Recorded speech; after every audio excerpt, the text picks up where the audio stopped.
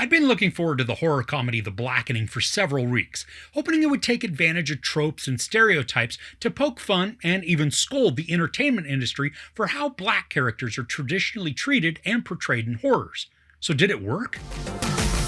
A group of friends reunites for a Juneteenth weekend getaway, only to find themselves trapped in a remote cabin with a twisted killer. This kind of feels like Scream, with snarky and self-aware characters who are knowledgeable about horrors and use some of that to survive the night.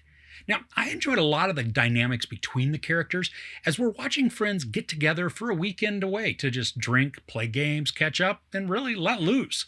And because the story needs a bit of friction between some of the players, there's existing drama that we're shown glimpses of before getting way more of the context later on.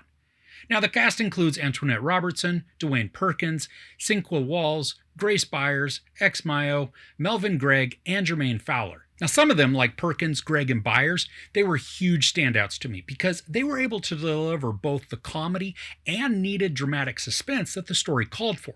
And I'm not saying the others in the cast weren't great additions, because they each added to the charisma and the fun of the overall storyline. Now, most great horror movies use their stories as kind of a catalyst for social commentary. The Blackening is no different, and that's not a negative here at all.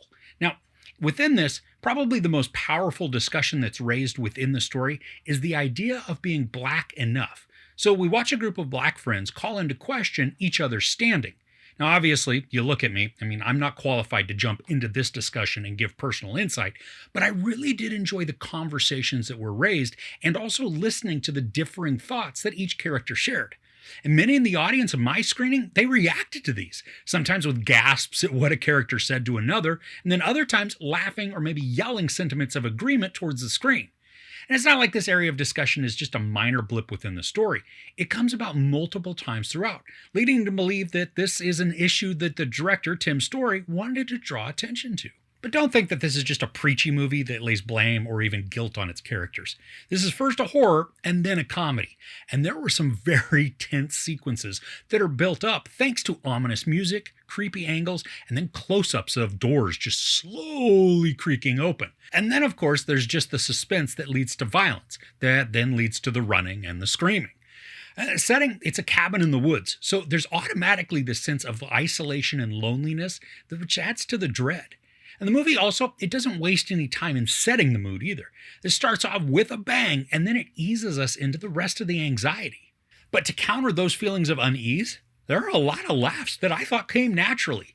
Some are because characters are taking stereotypes and making fun of them, but also the dialogue is witty and even biting at times, giving us a lot of smart humor.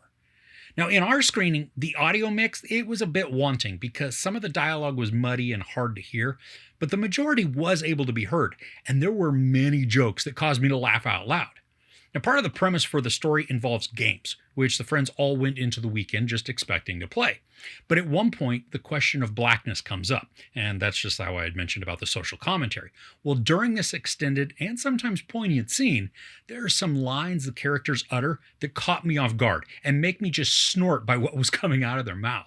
Now, while the story does a great job of introducing story complications that help obscure what's creating the horrors, I was able to figure out the twist pretty early on.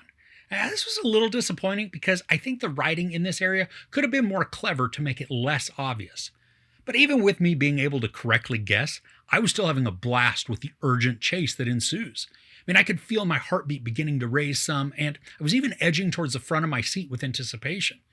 There was genuine nervousness and apprehension that's built just thanks to the way that the story unfolds, taking one action and then compounding the troubles to make it worse and worse for the characters. Now, also, for the horror aspect, this focuses less on the gore and instead goes for those wince-inducing moments that just make us cringe in sympathetic pain with the victim. The weaponry is mostly improvised, but when more traditional weapons are introduced, they add an exciting element that also leads to some unexpected outcomes. And some of those, I think they're going to make you laugh. Now, while not all of the gory results are shown to us in detail, we are shown actions and then even the aftermath that's deposited on the perpetrator, which again makes for some chuckles and even some gross out moments. Now, I think some people may avoid this movie, especially people that are white, because they could be under the impression that this is going to have the message that, oh, all whites are bad, when in fact, this doesn't really even bring up that notion. Instead, it focuses on the black experience and giving us the story from that perspective. I mean, laughs are created out of the truths. And while a lot of these truths can be sad, the story is able to turn them on their head and use them to lighten the mood.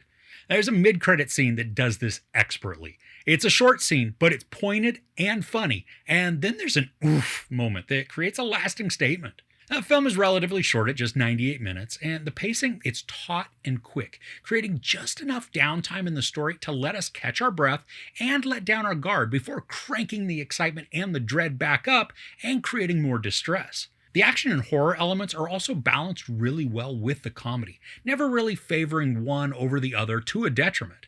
Now, I was engaged with all of the characters, and while we don't get a lot of development on them, we do get enough to connect for the time that we're given with them.